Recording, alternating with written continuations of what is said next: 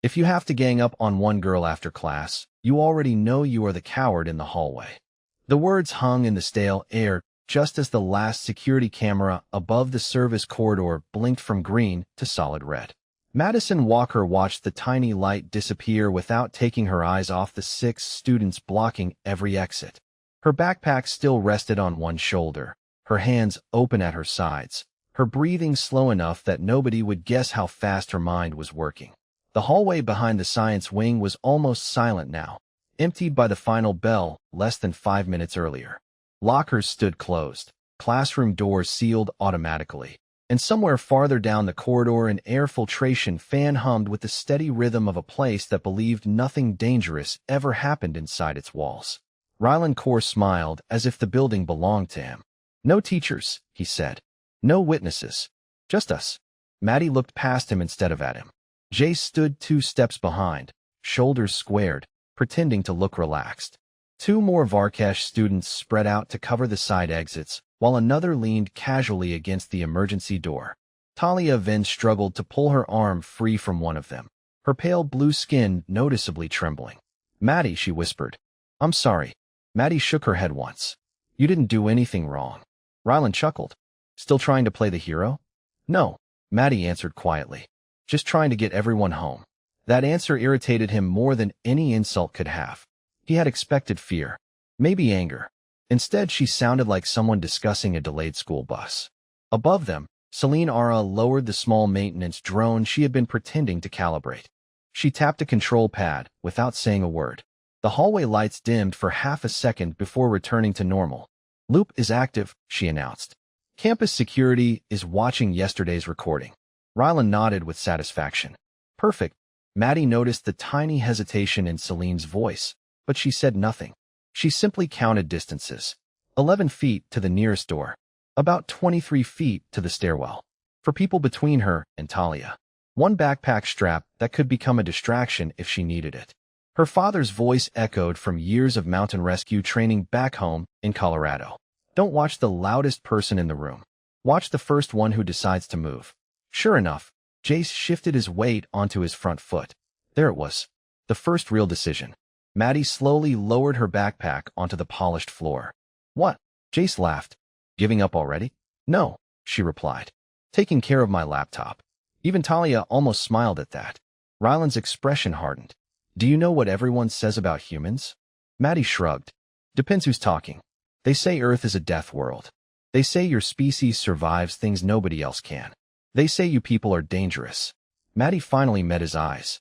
"People say lots of things. Then prove them wrong." He took 1 slow step closer. "Or prove them right." The hallway grew impossibly quiet. Somewhere outside, a shuttle engine rumbled across the afternoon sky. Maddie glanced once toward Talia. "When the lights go out," she said softly, "stay low and keep your eyes closed." Talia frowned. "Why?" Maddie never answered. Because at that exact moment, every light in the corridor went dark. Darkness swallowed the hallway, but Maddie did not panic. She closed her eyes for less than a second, letting her memory replace her vision.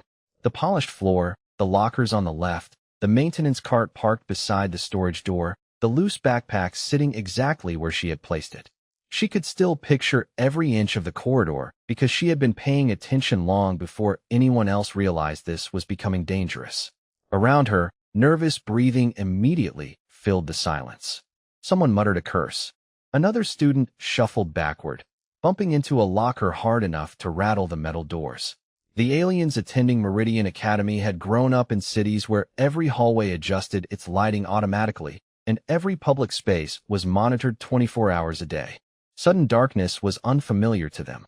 To Maddie, it reminded her of mountain trails during Colorado power outages, of camping trips where her father taught her to stay still before taking the next step.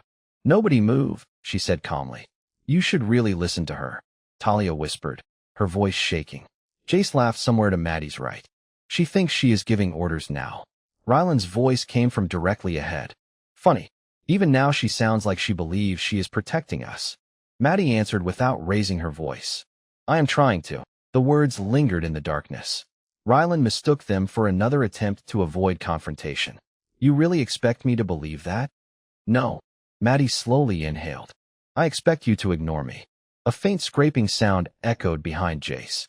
Someone shifted too quickly. Another student instinctively reached for the wall. Maddie heard every nervous movement separately.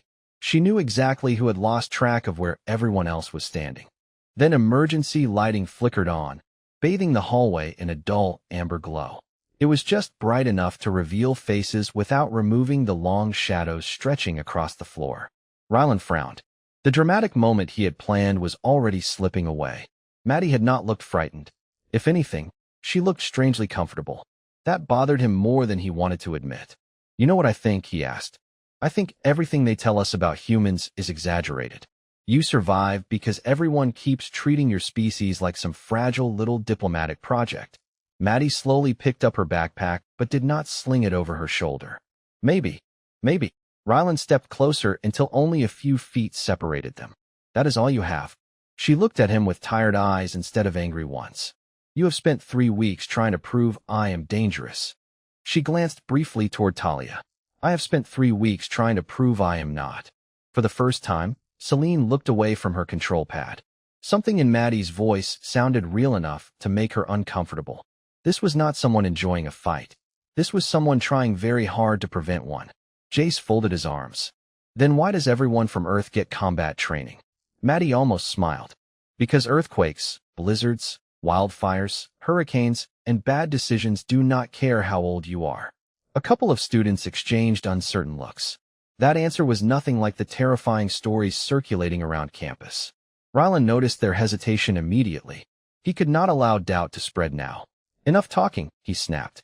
"Show them what a Deathworlder really is." Maddie let out a slow breath. "You keep asking the wrong question." "Then what is the right one?" Rylan demanded. She looked directly at him. "You should be asking why someone from a place as dangerous as Earth spends so much energy pretending to be harmless." Before anyone could answer, a sharp electronic chime echoed through the corridor. Every student turned toward the sound. One of the sealed security doors at the far end had just unlocked by itself, and somewhere beyond it, slow approaching footsteps began echoing through the empty hallway. The footsteps stopped just beyond the open security door, and for one long second nobody breathed. Rylan turned toward Celine. "You said the system was locked." "It is," she replied, checking her control pad. "That door should not have opened." Maddie watched the shadows beneath the doorway. One pair of feet. Slow. Deliberate. Too heavy for a student. Too measured for someone rushing to help. Jace moved closer to Rylan, trying to hide the uncertainty in his face. "Maybe it is a maintenance unit." "Maintenance units do not wear boots," Maddie said. The figure stepped into the amber light. Dean Marcus Hale stood at the far end of the corridor in a dark coat, one hand holding a paper coffee cup, the other resting at his side. He looked less like a rescuer than a tired man who had taken a wrong turn on his way home. His gray eyes moved across the group, paused on Talia, then settled on Maddie. "Miss Walker," he said evenly. "You missed your scheduled check-in." Rylan recovered first. "Dean Hale, this is a private student matter." Hale took a sip of coffee. 6 students blocking a hallway and one frightened girl being held by the arm does not look private. The student beside Talia released her immediately. Talia hurried toward Maddie, but Rylan raised his voice. "She threatened us." Hale glanced at Maddie. "Did you?" "I told them to leave." "That sounds unusually reasonable for you." Maddie gave him a flat look. "Thank you, sir." Hale nearly smiled, but Celine's control pad beeped sharply. Her expression changed. Someone is overriding the door. The heavy security panel began sliding shut between Hale and the students. He stepped forward, but the gap narrowed too quickly. "Maddie," he called, his voice suddenly harder. "Do not let them move you to another location." The door sealed with a deep mechanical thud, cutting him off. Rylan stared at Celine. "You did that?" "No," she tapped the screen again. "I cannot access the locks anymore." Maddie felt Talia grip the sleeve of her jacket. "What is happening?" "Someone else is controlling the corridor," Maddie said. That changed everything. Rylan had planned the confrontation, but the locked doors were not part of his performance. For the first time, his confidence looked borrowed. A message appeared across every wall display at once, white letters against a black screen. "Human response assessment initiated. Remain in position." Jace read it twice. "What does that mean?" Maddie's stomach tightened. She had seen language like that before, buried in the orientation paperwork Earth had protested. The Academy called it emergency compatibility testing. Human officials called it unauthorized behavioral profiling. Hale had warned her that someone inside Meridian wanted proof that Deathworld students could not be trusted. Rylan looked at her. "This is your people, is it not?" "No," Maddie said. "My people usually introduce themselves before running an experiment." A soft hiss came from the ceiling vents. Talia looked up. "The air smells different." Maddie did not smell anything yet, but she trusted Talia's sharper senses. She pulled her shirt collar over her nose and pointed toward the floor. "Everyone sit down." Jace scoffed. "You do not give orders." "Then consider it friendly advice." Celine's four eyes widened as new data filled her screen. Atmospheric balance is changing. Oxygen is dropping. Panic spread through the group in small, ugly ways. One student rushed to the sealed door. Another began calling campus security, only to hear static. Rylan stayed upright, but his breathing grew faster. Maddie lowered herself beside Talia and looked at the maintenance panel near the floor. "There is a manual airflow release behind that cover." "How do you know?" Talia asked. "I read the building code because everyone kept asking whether humans eat metal." She removed a coin from her pocket and worked it into the panel seam. Rylan stepped toward her. "What are you doing?" Maddie looked up at him. "Trying to keep you alive long enough to explain why you cornered me." Before he could answer, the wall display changed again. "Test subject Walker has assumed command. Phase 2 authorized." Somewhere inside the walls, a second lock disengaged, and something large began moving toward them through the ventilation shaft. The metallic scraping inside the ventilation shaft grew louder, not fast enough to sound like something charging, but steady enough to make everyone imagine something far worse than reality. Every pair of eyes drifted toward the ceiling. Rylan tried to laugh, but it came out strained. "Nice trick," he said, forcing confidence back into his voice. "Some kind of human security exercise." Maddie did not answer him. She was already kneeling beside the maintenance panel, twisting the small coin deeper into the narrow seam until the cover shifted a fraction of an inch. "Talia," she said quietly, "come here." Talia hurried over without asking why. "Celine, I need your control pad." Celine hesitated. "Why would I give it to you?" "Because whatever is happening is not under your control anymore." Celine looked at the warning messages still scrolling across her screen before silently handing it over. Maddie studied the interface for only a few seconds. Someone locked every emergency override except local ventilation. Jace frowned. "Can you fix it?" "Maybe." "Then hurry." Maddie glanced at him. "Funny. 10 minutes ago you wanted me out of this school." Jace looked away without answering. Another heavy thump echoed through the ductwork, closer this time. Dust drifted from one of the ceiling vents. Talia instinctively stepped behind Maddie. Rylan noticed it immediately. "She actually thinks you can protect her." Maddie kept working on the panel. "No." She finally pulled the cover loose and exposed a row of mechanical release levers. "She thinks I will try." Before anyone could respond, the nearest ventilation grate slid open with a sharp metallic click. Every student froze. A compact Academy security drone slowly descended from the shaft, its white shell covered with inspection markings instead of weapons. Twin camera lenses rotated across the hallway before locking directly onto Maddie. A calm synthetic voice filled the corridor. "Behavioral assessment phase 2. Subject Walker has demonstrated leadership under environmental stress. Escalation protocol continues." Rylan stared at the machine. "It is talking to her." "No," Maddie replied. "It is talking about me." The drone projected a blue scanning beam across the hallway. One by one, it identified every student by name. When it reached Rylan, another line appeared on Celine's control pad. "External authorization confirmed. Observer class upgraded." Rylan's face drained of color. "Observer," he muttered. "What does that mean?" Maddie looked at him carefully. "It means somebody expected you to be here." Silence hit harder than any shouted accusation. Celine slowly turned toward Rylan. "Did your father know about this?" "Of course not." "Are you sure?" He opened his mouth, but nothing came out. The drone drifted another few feet forward. Stress indicators increasing. Group cohesion deteriorating. Recommend adaptive scenario. Without warning, the hallway lights switched off again, leaving only the drone's pale blue glow reflecting across the polished floor. Talia grabbed Maddie's sleeve. "I cannot see. Stay beside me." Maddie slipped the maintenance panel into place and quietly positioned herself between Talia and the center of the hallway. Her movements were smooth, economical, almost ordinary, yet Dean Hale's words echoed in her memory. Do not let them move you. Hold your ground until you understand the room. Jace suddenly stumbled as the floor beneath him shifted. What was that? A low mechanical vibration rolled through the corridor. Hidden safety barriers began rising from the floor, separating students into different sections of the hallway. One barrier slammed into place between Rylan and Jace. Another isolated Celine near the opposite wall. Within seconds, the group had been split apart without anyone touching another person. This is insane, Celine shouted. Stop the program. I cannot, the drone answered. Manual authority transferred. Transferred to who? Maddie asked. The drone paused for almost 3 full seconds before responding. Earth Oversight Office authorization denied. Meridian Academy Administration authorization denied. Current administrator identity classified. Maddie felt a chill that had nothing to do with the dropping oxygen level. Whoever was running this test no longer answered to Earth or the Academy. Somewhere above them, another hatch unlocked with a loud metallic clang, and this time more than one set of footsteps began moving through the ventilation system. The first shape dropped from the ceiling hatch without warning, landing behind one of the raised barriers with a metallic thud. It was not a student, and it was not an Academy maintenance unit.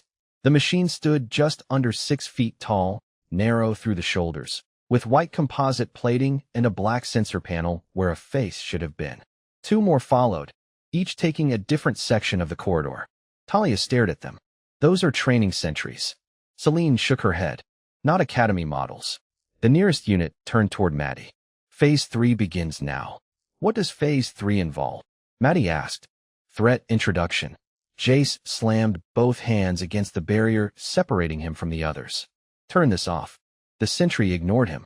A pulse of blue light passed over the group, measuring heart rates, breathing patterns, and movement. Maddie watched the machines spread out. They were not attacking. Not yet.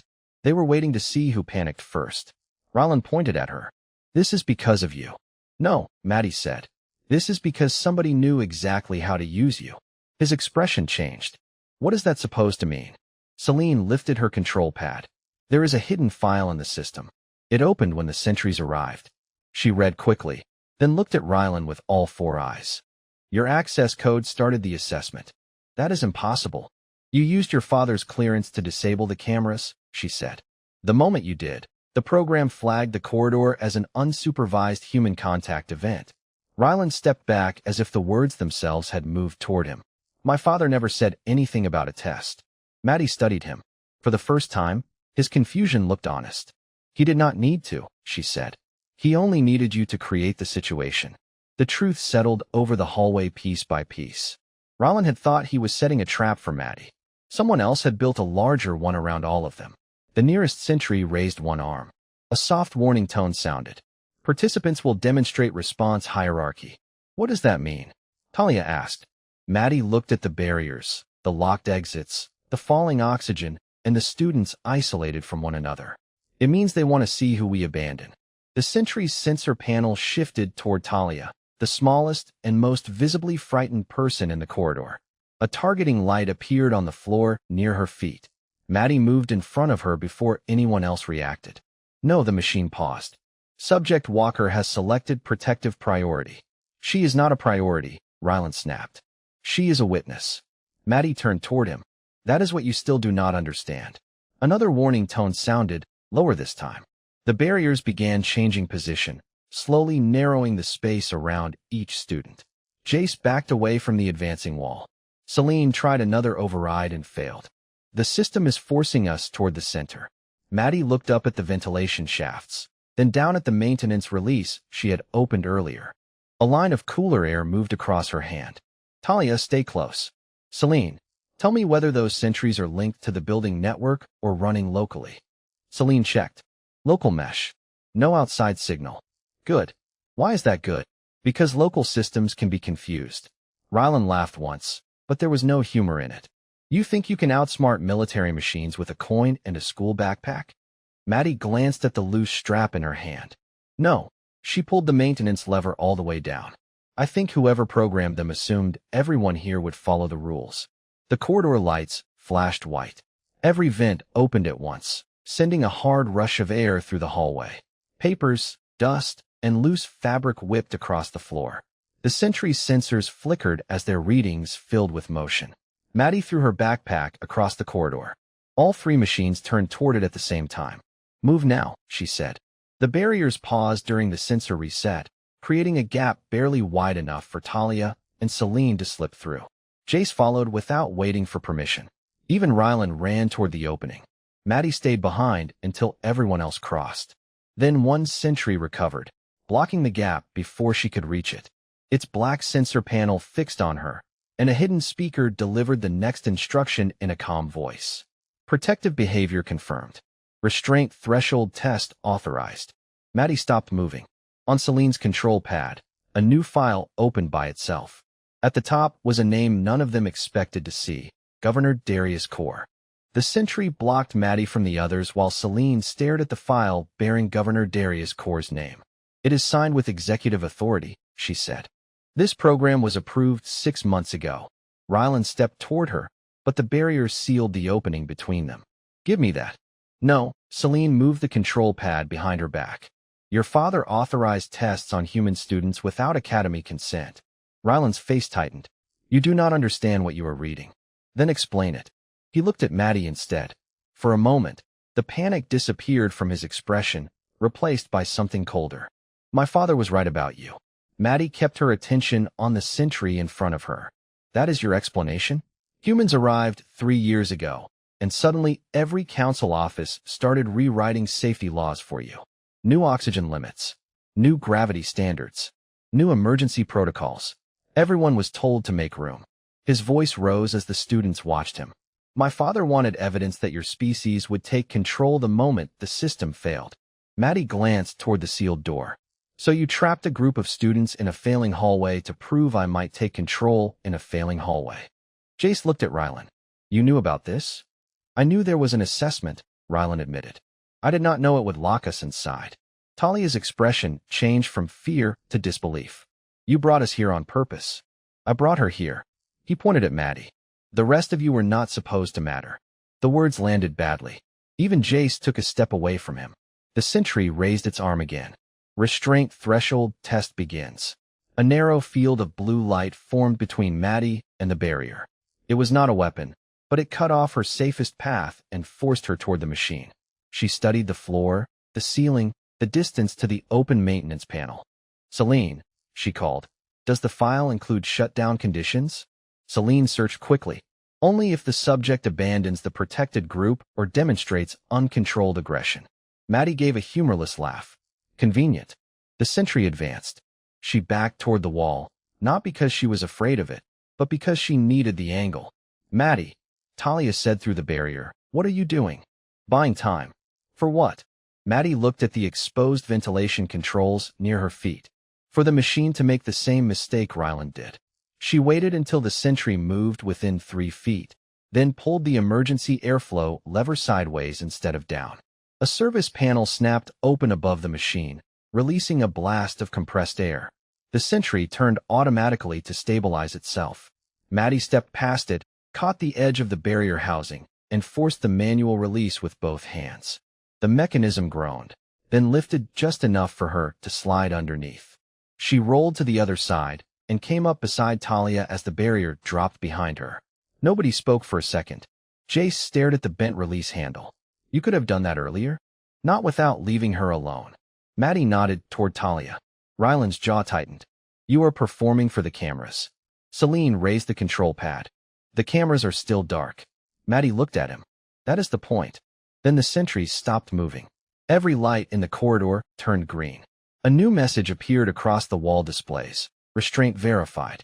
Primary objective complete." Rylan exhaled in relief. "It is over." "No," Maddie said. "It proved what your father wanted." The display changed again. "Human subject suitable for command in civil emergency. Governorial transfer protocol authorized." Celine went pale. "Transfer of what?" Before anyone answered, every locked door opened at once. At the far end of the hallway, Dean Hale stood with Academy security behind him, but he was not looking at Maddie. He was looking at Rylan. A live transmission appeared above the corridor, showing Governor Darius Core seated inside the council chamber. He smiled directly at his son. "Well done, Rylan," he said. "You gave us exactly the human response we needed." Governor Darius Core's image filled the floating display with the calm confidence of a man who believed every outcome had already been calculated. He folded his hands on the council desk and looked directly at his son. "You performed exactly as instructed," he said. "History rarely rewards those who hesitate." Rylan did not answer immediately. He stared at the screen, then at the frightened faces around him. "You never said they would be trapped." The governor's expression did not change. "You were told to create an authentic scenario. Authentic situations are unpredictable." Dean Marcus Hale stepped into the corridor with 3 Academy security officers behind him, but every sentry immediately rotated toward them. Their blue sensors brightened. "Unauthorized entry," one announced. "Stand by." Hale stopped without reaching for the emergency override beside the door. He knew forcing the issue would only escalate the automated response. "Madison," he called. "Can you hear me?" "I am fine," she answered. "Nobody is hurt." Hale nodded once. "Keep it that way." Governor Core smiled faintly. "Remarkable. Even now, your first concern is everyone else's safety." Maddie looked up at the projection. "That disappoints you?" "No," he replied. "It confirms my theory." She folded her arms. "Which is?" "That humanity naturally assumes command whenever institutions fail. Your species does not wait for permission. You organize. You protect. You lead. That makes you valuable in a crisis." Talia frowned. "That sounds like a compliment." "It is not," Core answered. "It is a political problem." Celine tightened her grip on the control pad. "You built this entire assessment just to prove humans become leaders." "Not become," Core corrected. "Reveal themselves." Maddie slowly shook her head. "You are still misunderstanding us." "Am I?" His eyes narrowed. "Every student in this corridor followed you within minutes." She glanced toward Talia, then Jace, then even Celine. "No," she said quietly. "They made their own choices. I never asked anyone to follow me." Jace looked at the floor. He knew she was telling the truth. Nobody had been ordered to trust her. They simply had. The governor leaned forward. "Intentions do not matter. Influence does." Before Maddie could answer, Celine's control pad vibrated again. A hidden recording indicator flashed across the screen.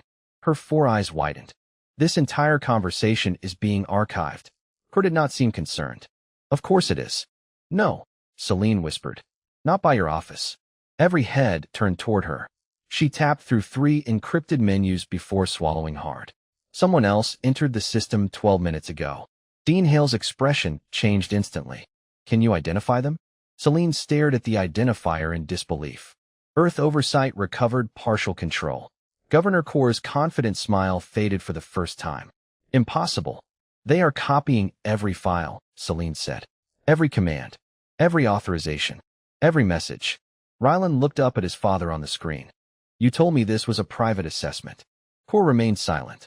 "You said nobody outside our office would ever see it." Still nothing. Maddie finally understood why Hale had remained so calm since arriving. He had never tried to overpower the system because someone else had been quietly dismantling it from the inside. Hale spoke without raising his voice. "Governor Core, you have about 30 seconds before your entire authorization history leaves this building." The governor's composure cracked. "Terminate the network," he ordered. "Now." The sentries did not move. Instead, every machine in the corridor turned away from Maddie and simultaneously faced the projection of Governor Core. Then, in the same calm synthetic voice that had guided the entire assessment, they announced, "Administrative authority updated. Governor Darius Core no longer recognized as primary controller. New directive received." The holographic image flickered once, and an unfamiliar voice echoed through the academy. "Good evening, Governor. We have been recording since before your son disabled the cameras." The unfamiliar voice carried no anger, which made it far more unsettling. "This is Director Rebecca Sloan of Earth Oversight. Governor Core, your emergency credentials have been suspended pending a joint inquiry." The governor leaned toward his council console. "You have no jurisdiction here. You granted it 12 minutes ago when your program classified Madison Walker as an active human subject under interspecies safety law." Hale looked at Maddie. That clause was buried in the assessment agreement. The moment they started measuring her responses, Earth gained access to the full test record. Core's image flickered as he tried to terminate the connection. It did not work. Celine watched lines of data stream across her control pad. They are not just copying the files, she said. They are restoring the original camera feed. Rylan went still. There was no original feed. I replaced it. You replaced what campus security could see, Celine replied. The maintenance network kept a backup. The wall displays changed. Instead of warning messages, they showed the hallway from 3 different angles. Rylan disabling the cameras. Jace blocking the exit. Talia being held near the service door. Maddie setting down her backpack and repeatedly asking everyone to leave. No dramatic music. No clever editing. Just the truth, ordinary and impossible to argue with. Rylan stared at the footage as if it belonged to someone else. Turn that off. Director Sloan answered him. No, Governor Kaur raised his voice. My son is a minor. Your son is 19, Hale said. And he used restricted government access inside a school. Rylan looked at his father for help, but the governor was already speaking to someone outside the transmission, demanding legal counsel and a private channel. The connection remained public. Talia stepped closer to Maddie. He knew you would come for me. Maddie nodded slowly. He knew enough. And the test? That was his father's plan. Celine scrolled through another file. There is more. The assessment was supposed to happen during a scheduled emergency drill next month. Rylan triggered it early when he used the governor's credentials. Jace frowned. So none of this was supposed to happen today? Not like this, Celine said. The program was designed to place a human student in a controlled crisis with trained adults nearby. Governor Kaur changed the safeguards 2 days ago. The governor stopped arguing. That silence answered more than any confession could have. Hale's jaw tightened. Why remove the safeguards? Celine opened the final authorization note. Her voice became quieter as she read. Because a controlled test might show Madison following procedure. He needed a real threat response. Maddie looked up at Kaur. You wanted me scared. I wanted honesty, he replied. No, she said. You wanted a result you could sell. The corridor remained still. Even the sentries had lowered their arms. Director Sloan spoke again. Governor Kaur, your office approved reduced oxygen, locked exits, autonomous sentries, and delayed academy intervention. Those orders are now in the hands of Earth, Meridian Academy, and the Galactic Education Council. Kaur finally lost his polished tone. This was necessary. Humanity cannot be allowed to enter our institutions without limits. Maddie looked around at the students he had used to make that argument. You did not test humanity, she said. You tested how far everyone else would let you go. Rylan lowered his eyes. For the first time, he looked less like the governor's son and more like a teenager realizing his father had considered him expendable. You knew I might be trapped, he said. Kaur did not answer. You knew, Rylan repeated. The governor glanced away from the camera. That was enough. Celine removed the control key from her pad and handed it to Hale through the open barrier. The sentries powered down one by one. Fresh air returned through the vents. Talia took a full breath and closed her eyes in relief. Hale approached Maddie. Medical team is waiting outside. Check them first, she said, nodding toward the others. Hale gave her a tired look. You are still doing it. Doing what? Making sure everyone else gets out before you. Maddie looked toward the silent projection of Governor Kaur. Somebody has to. Then every display in the hallway flashed with a new notice. Public hearing scheduled. All participants required to testify. Rylan read the words twice before turning to Maddie. They are going to blame me for everything. She met his eyes. Then tell them everything. He swallowed. Even about my father? Maddie looked at the governor's fading image. Especially about him. 3 weeks later, the Grand Assembly Hall at Meridian Academy was quieter than anyone could remember. Hundreds of students filled the curved rows overlooking the central floor, while representatives from Earth, the Galactic Education Council, and dozens of member worlds watched from elevated galleries. Nobody had come to hear another speech about human integration. They had come because every recording from that afternoon had already spread across the network, and every rumor had turned out to be smaller than the truth. Rylan Kaur stood alone at the witness platform. The confidence that had once followed him through every hallway was gone. He looked older somehow, not because time had passed, but because certainty had disappeared. Across the chamber, Governor Darius Kaur sat without the ceremonial sash that marked his office. 2 investigators occupied the seats beside him. He never looked toward his son. Director Rebecca Sloan addressed the assembly first. The investigation found no evidence that Madison Walker initiated aggression, encouraged escalation, or violated academy conduct. The evidence instead demonstrates repeated attempts to reduce conflict, protect other students, and cooperate despite unauthorized conditions. A quiet murmur moved through the chamber. The recordings spoke for themselves. Every student had watched Maddie ask people to leave. Every student had watched her protect Talia instead of chasing revenge. Every student had watched her stay behind until everyone else crossed to safety. The story that Governor Kaur wanted had never existed. Rylan finally lifted his head. I would like to correct my previous statement. His voice shook, but he kept speaking. I believed humans wanted control. I believed Madison was pretending to be harmless. I was wrong. Nobody interrupted him. The only person trying to control everyone was my father. Those words echoed across the chamber with surprising weight. Governor Kaur closed his eyes for a brief moment. He knew the outcome before the council vote even began. One by one, the suspended members placed their decisions into the public record. Unauthorized experimentation, abuse of executive authority, endangerment of students, removal from office. The final result appeared above the assembly floor. The chamber remained silent. There was no cheering, no celebration, just the heavy feeling that comes when power finally answers for itself. After the hearing ended, students slowly gathered outside beneath the academy's enormous glass dome, where the stars stretched across the evening sky. Talia found Maddie sitting on a stone bench with a paper cup of hot chocolate balanced between both hands. Everyone is looking for you, Talia said. Maddie smiled faintly.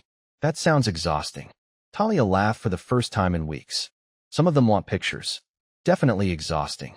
They sat quietly for a while, watching shuttles glide through the darkness above the station. Finally, Talia spoke again. Can I ask you something? Sure. When the hallway locked down, were you scared?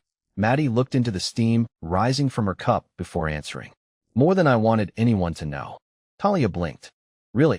Being brave is usually just being scared without quitting. Talia thought about that for a long time. I always believed people from Earth were fearless. Maddie shook her head.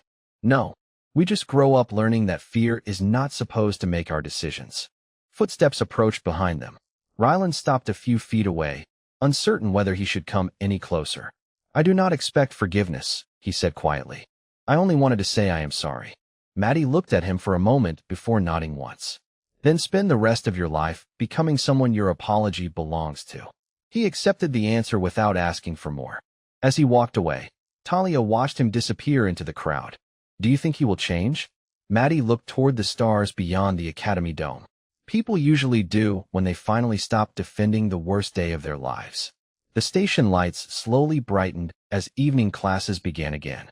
Students from dozens of worlds walked through the same hallways that had once felt divided by fear. Some smiled at Maddie. Some simply nodded. None of them stepped aside because they thought she was a monster. They stepped aside because they had learned something far more difficult to understand. Strength was never the moment someone proved they could overpower another person. Real strength was having every reason to do it, every opportunity to do it, and still choosing to protect the people standing beside you. Long after the investigation closed and the headlines disappeared, that was the lesson Meridian Academy remembered. They had expected a girl from the most dangerous world in known space to teach them how powerful humans could become. Instead, she taught them why the strongest person in the room is usually the one who never needs everyone else to be afraid.